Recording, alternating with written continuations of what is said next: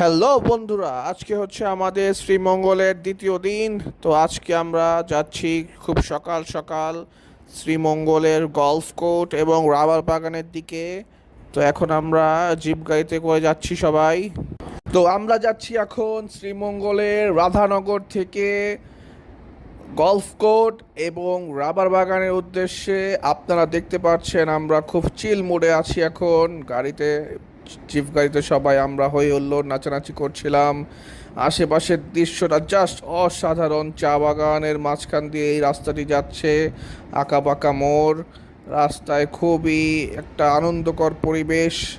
এখানে আপনারা ছোট ছোট টিলা এবং চা বাগান দেখতেই পাচ্ছেন। এখানে আপনারা আসলে এরকম ছোট ছোট চা বাগান এবং টিলা অহরহ দেখতে পাবেন। তো আমরা এখন চাঁদের গাড়িতে করে যাচ্ছি গলফ কোর্ট এবং রাবার বাগানের উদ্দেশ্যে। এখানে আমরা নূরজাহান টি স্টেট এবং ফিনলে টি স্টেটের দিকে অগ্রসর হচ্ছি। এই দুইটা টি স্টেট আসলে খুবই পুরাতন। এইখানে আমরা যে সবাই হই হুল্লো করছিলাম, খুবই এনজয় করছিলাম। তো এই টি স্টেটগুলো আসলে অনেক পুরাতন এবং অনেক বিশাল এরিয়া নিয়ে তৈরি। এই যে দেখতে পাচ্ছেন এখানেও কিছু চা বাগানের এরিয়া দেখা যাচ্ছে। তো দুই সাইডেই চা বাগান আছে, আবার রাবার বাগানও আছে হালকা পাতলা। তো এখানে আপনি আসলে শ্রীমঙ্গলে আসল সৌন্দর্যটা এখানেই। তো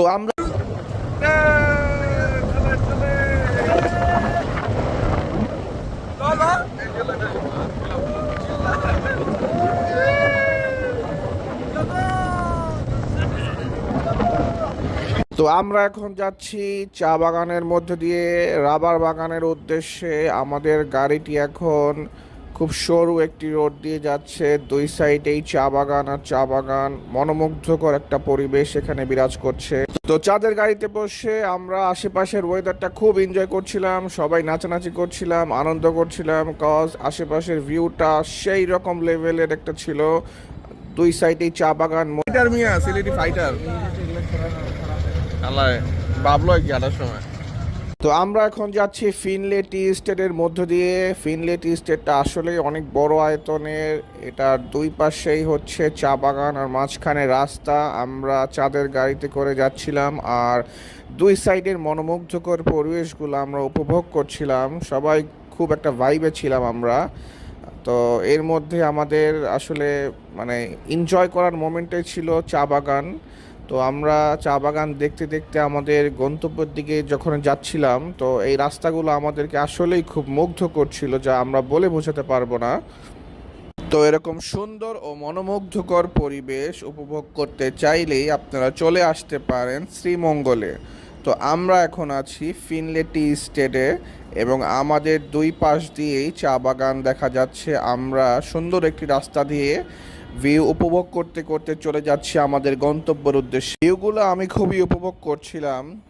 চা বাগানের মধ্য দিয়ে আপনারা যখন চাঁদের গাড়িতে করে ঘোরাফেরা করবেন আর আপনার দুই পাশেই যখন বিস্তীর্ণ চা বাগান থাকবে, আসলে আপনি এর সৌন্দর্য দেখে মুগ্ধ হবেন, যেটা আপনি এর আগে হয়তো কখনো দেখেননি।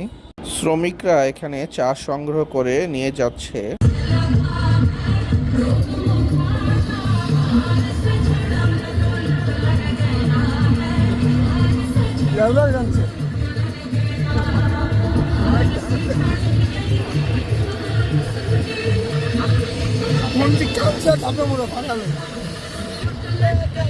এখানে চা বাগানগুলোর আয়তন এতটাই বড় যে আসলে এটার শেষ কোথায় এটা বলাটা খুবই মুশকিল। এখানে চা বাগানগুলোর বিশেষত্বই হচ্ছে এর আয়তন এবং এর সৌন্দর্য। তো দেখতে দেখতে আমরা চলে এসেছি ছোট একটি লোকালয়ের পাশে। এখানে কিছু মানুষ গোসল করছিল, জানি না এটা নদী না খাল। তো এখানে হচ্ছে চা শ্রমিক এবং তাদের পরিবাররা ছোট কলোনির মতো করে বসবাস করেন। এখানে তারা থাকেন এবং তাদের জীবনযাপন করেন এখানেই, এবং এখান থেকে তারা চা সংগ্রহ করে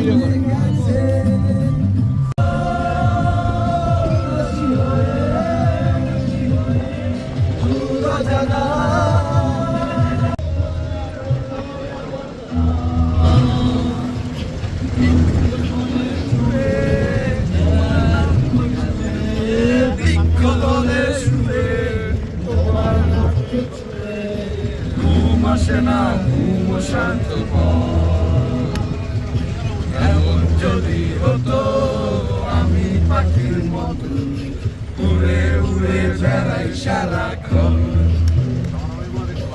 এমন যদি হতো আমি পাখির মতো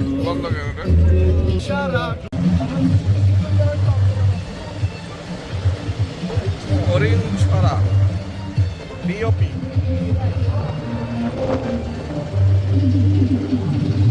সব করেছ কিন্তু চলো না তুমি না, এ হৃদয় আমার একাকী অসহায় করেছ কিন্তু চলো না, এ হৃদয় আমার একাকী অসহায়, এ হারানোর বেদনা। চলো চলো চলো, সর সর, দেখ দেখ সরে না।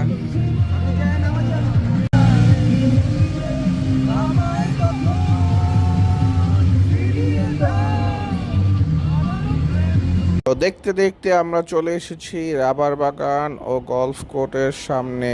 তো এখানে কিছু আদিবাসীদের বাড়ি আছে, তারা এখানে বসবাস করেন। তাদের এটা ছোটোখাটো একটি পাড়া।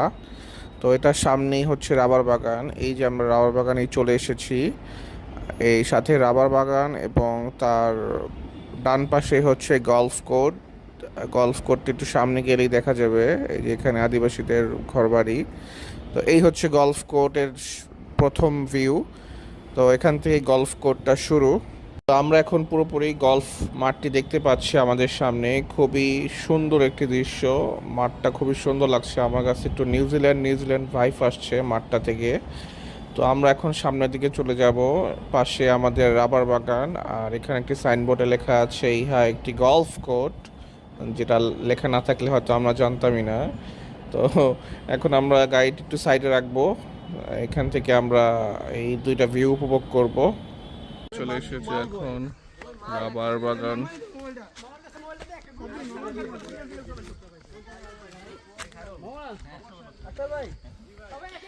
এই হচ্ছে রাবার, এই যে রাবার পড়তেছে,